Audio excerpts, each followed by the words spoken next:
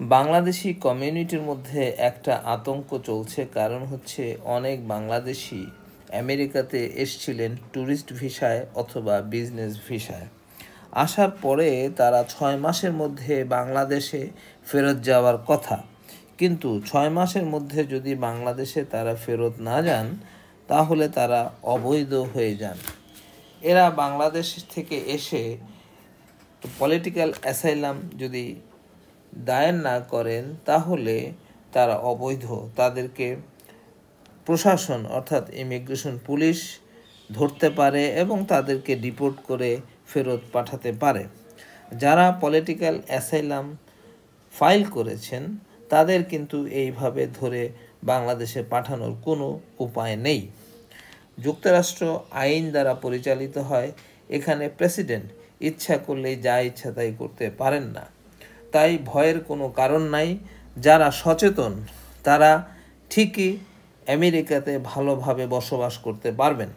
আমেরিকাতে যেভাবেই তিনি আসুক না কেন, তিনি যদি ট্যুরিস্ট ভিসায় অথবা বিজনেস ভিসায় অথবা অন্য কোনো ভিসায় আমেরিকাতে আসেন এবং ঠিকঠাক মতন তার কাগজ জমা দেন, অর্থাৎ পলিটিক্যাল অ্যাসাইলাম হতে পারে, অথবা এখানে তারা বিয়ে করতে পারেন, অথবা এখানে তারা লেখাপড়ার উদ্দেশ্যে কোনো শিক্ষা প্রতিষ্ঠানে ভর্তি হতে পারেন, তাহলে তাকে ডিপোর্ট করার কোনো উপায় নেই।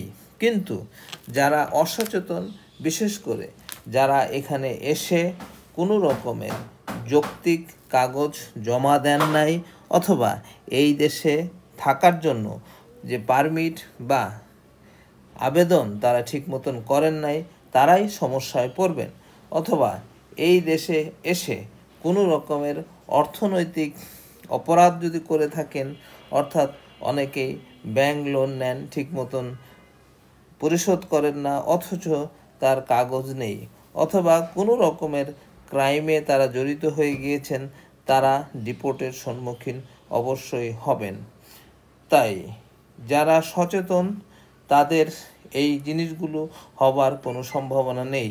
যারা এখন পর্যন্ত আমেরিকাতে এসে ঠিক মতন কাগজ জমা দেননি অথবা অসচেতনভাবে পড়ে রয়েছেন, তাদের জন্য সমূহ বিপদ অপেক্ষা করছে।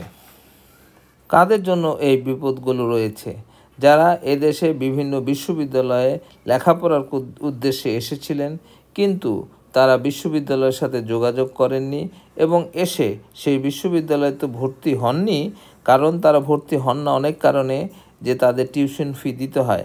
বাংলাদেশ থেকে এই দেশে বিভিন্ন বিশ্ববিদ্যালয়ে ভর্তি হওয়ার জন্য যে অ্যাডভান্স টিউশন ফিটি দিতে হয়, সেটি দেওয়ার পরে এখানে এসে সেই ইউনিভার্সিটির সাথে যোগাযোগ করেন না, তারা সরাসরি অবৈধ বলে গণ্যিত হন। আরও আরেকটি সমস্যা হলো, তারা কাজ শুরু করেন অবৈধভাবে, তখন যদি পুলিশ জানতে পারে বা কর্তৃপক্ষ জানতে পারে তবে তাদেরকে ডিপোর্ট করার একটা বড় সম্ভাবনা রয়েছে। বাংলাদেশ থেকে অনেকেই গত কয়েক বছরে আমেরিকাতে ট্যুরিস্ট ভিসাতে এসেছেন, তারা রাজনৈতিক আশ্রয় চেয়েছেন। যেমন গতবার আওয়ামী লীগ যখন ক্ষমতায় ছিল তখন অনেকেই এদেশে এসে তারা পলিটিক্যাল অ্যাসাইলাম যখন সরকারের কাছে আবেদন করেন, তারা জানিয়েছিলেন যে বর্তমান সরকার তাদের নির্যাতন করছেন, তারা বিএনপি এবং জামাতের কর্মী। এই হিসাবে অনেকের গণহারে যেহেতু একই বিষয়ে তারা পলিটিক্যাল অ্যাসাইলাম চেয়েছেন, অনেকের পলিটিক্যাল অ্যাসাইলাম বাতিল হয়েছে। সরকার বা ইমিগ্রেশন কর্তৃপক্ষ সন্দেহ করেছে যে সকলেই একই ধরনের সমস্যায় কিভাবে পড়েন এবং এত বড় একটি সমস্যা কিভাবে হয়। বিগত সরকারের সময় যেহেতু ঢালাওভাবে আওয়ামী লীগ সরকার বিএনপি কর্মীদের উপর নির্যাতন, জেল জুলুম করেছে, সেহেতু এটি গ্রহণযোগ্য হওয়ার কথা।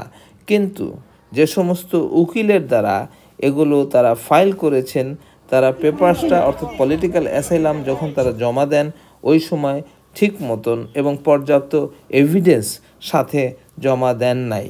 এই কারণে কিছু কিছু মানুষের পলিটিক্যাল অ্যাসাইলাম বাতিল হয়ে যায়, অথবা তারা সরাসরি বাতিল না করে ক্লায়েন্টকে বলেন, অর্থাৎ যে আবেদন করেছেন তাকে জানান চিঠির মাধ্যমে যে তোমার এগুলো পর্যাপ্ত নয়, তোমার আরও পেপার দরকার।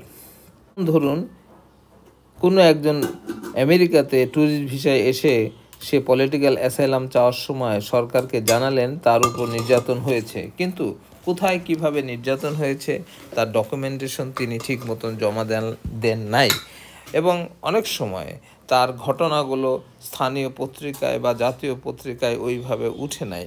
এই সমস্ত কারণে সরকার অনেক সময় পলিটিক্যাল অ্যাসাইলাম রিফিউজ করেছে। তাদের উচিত যথাযথভাবে পুনরায় আবার কাগজপত্র জমা দেওয়া। এগুলো অবহেলা করার কারণে অনেকেই ভবিষ্যতে বিপদে পড়তে পারেন। তবে এই বিষয়ে বাংলাদেশের কিছু মিডিয়া অতিরিক্ত আতঙ্ক ছড়াচ্ছে, এতটা ভয়ের কোনো কারণ নেই কিছু ঘটনার কারণে।